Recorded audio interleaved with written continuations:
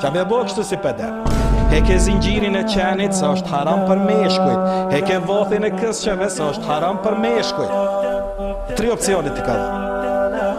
Ose me njoft mirë dinin Allahut më kon alim, dietar që e njeh mirë librin e Zotit, mesazhin e Zotit ti, e njeh Kur'anin mirë, dhe e njeh mirë sunnetin, fjalët dhe traditën e Resulullahit sallallahu alaihi wasallam, ose ngobara ma ta çka të thuaj.